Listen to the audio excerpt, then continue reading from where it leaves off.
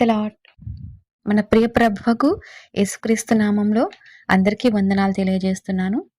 సత్యజ్ఞాన జ్యోతి అనే ఈ కార్యక్రమంలో దేవుని గురించినటువంటి మాటలు మిమ్మల్ని ఆత్మీయంగా బలపరుస్తున్నాయని నమ్ముతున్నాను.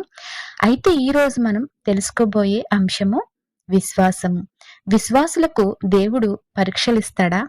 విశ్వాస జీవితంలో ఆయన ఎందుకు విశ్వాసుల్ని పరీక్షిస్తాడు?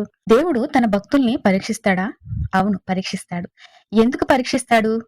ఉదాహరణకు బంగారాన్ని మనం కొనేటప్పుడు ఆ బంగారం పరిశీలిస్తాం.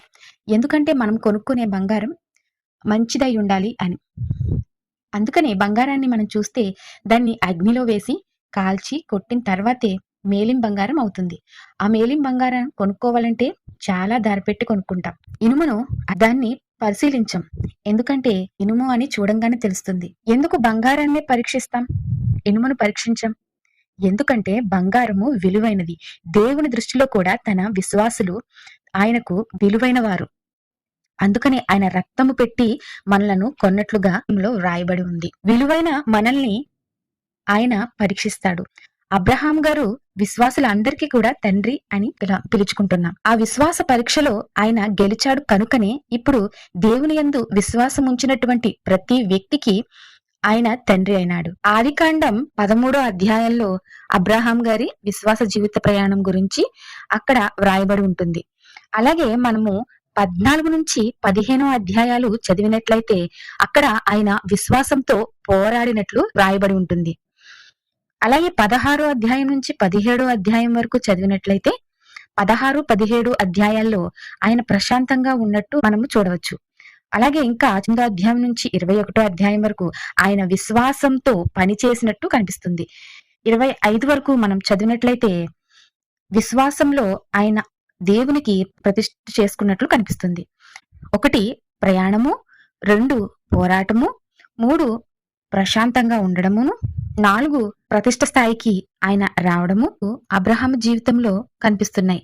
ఇలా అబ్రహాం గారు ప్రయాణం నుంచి ప్రతిష్ఠ స్థాయికి రావడానికి గల కారణం దేవుడు ఏం చెబితే అది ఆయన అంగీకరించి చేస్తూ వచ్చాడు. ఆఖరికి తన కుమారుడైన ఇస్సాకును కూడా బలి ఇవ్వడానికి వెనుకంజ వేయలేదు. ఈనాడు రక్షణ తీసుకుని మన విశ్వాస యాత్రను ప్రారంభిస్తున్నటువంటి స్నేహితులారా, మిమ్మును మీరు దేవునికి సంపూర్ణంగా ప్రతిష్ఠించుకునే స్థాయికి మనమందరం రావాలనేది దేవుని కోరిక. యూదులు అబ్రహామును తండ్రి అని పిలుస్తారు. అలాగే క్రైస్తవులు ఆయన మనం విశ్వాసానికి తండ్రి అని పిలుస్తారు.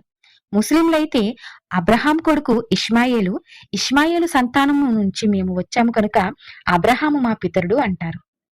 ఇలా యూదులు, క్రైస్తవులు, ముస్లింలు అబ్రహామును తండ్రి అని పిలవడానికి ఏం కారణమో ఈ రోజు మనం తెలుసుకుందాం. అబ్రహాం గారు అన్య కుటుంబానికి చెందినవాడు. ఆయన ఊరు అనే పట్టణం నుండి దేవుడు పిలుచుకున్నాడు. అబ్రహాం గారికి 75 సంవత్సరాలు ఉన్నప్పుడు ఆయన దేవుని పిలుపునందుకున్నాడు. అప్పుడు అబ్రహాం గారి పేరు అబ్రాము. దేవుని పిలుపును అందుకున్న తర్వాత అబ్రాహాముగా దేవుడు ఆయన్ని పిలిచాడు. పిల్లలు లేరు అని అనుకున్న అబ్రహామును పెద్ద జనసమూహానికి తండ్రిని చేశాడు. రెండవది, అబ్రహామును ఆశీర్వదించి ఆయనకు పేరు పెట్టి పేరు ప్రతిష్టలను ఇచ్చాడు. మూడవదిగా చూసినట్లయితే అబ్రహాము మూలముగా భూమి మీద ఉన్న అన్ని వంశాల్ని ఆయన ఆశీర్వదించాడు.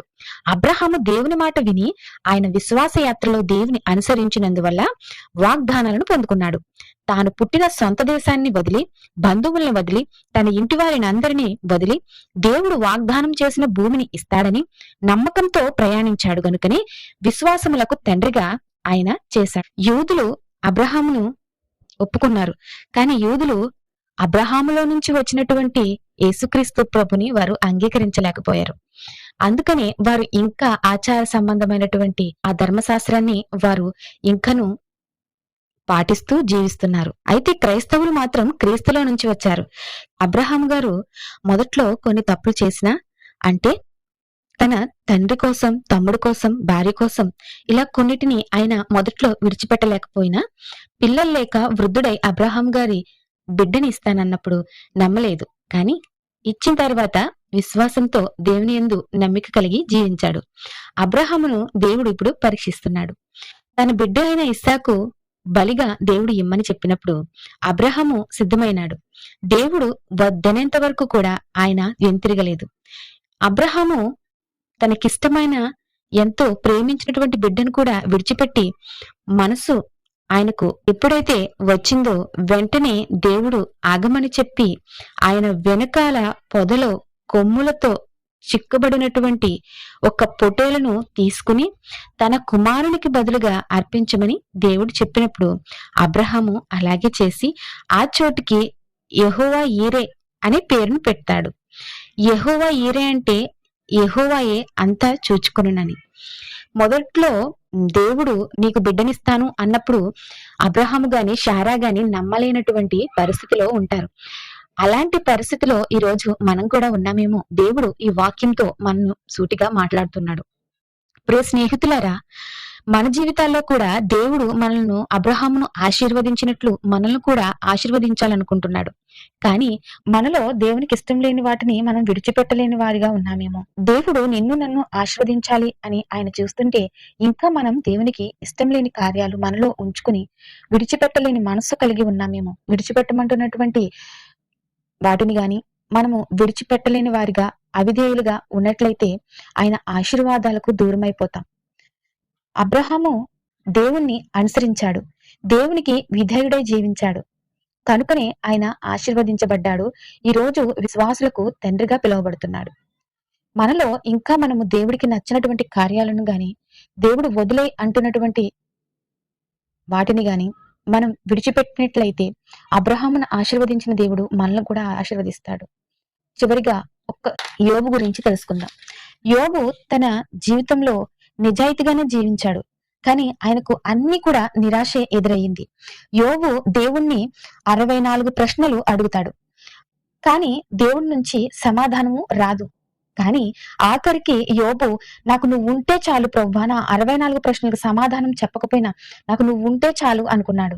అంటే యోబుకు దేవునిలో గొప్ప నిరీక్షణ కలిగింది. అప్పుడు యోబు నిరీక్షణతో జీవించాడు, అందుకనే ఆశీర్వదింపబడ్డాడు. ఈ రోజు దేవుడు మనకి వాగ్దానం చేశాడు. ఆ ధనాన్ని పట్టుకుని మనం ప్రార్థించి దేవుణ్ణి అడిగినట్లయితే, దేవునికి ఇష్టం లేని వాటిని మనము మన జీవితాల్లో విడిచిపెట్టినట్లయితే, నిజాయితీతో గనక యథార్థంగా దేవుని ముందు మనం జీవించగలిగినట్లయితే ఆయన మనల్ని కూడా ఆశీర్వదించబోతున్నాడు. దేవునికి మహిమ కలుగును గాక. God bless you all.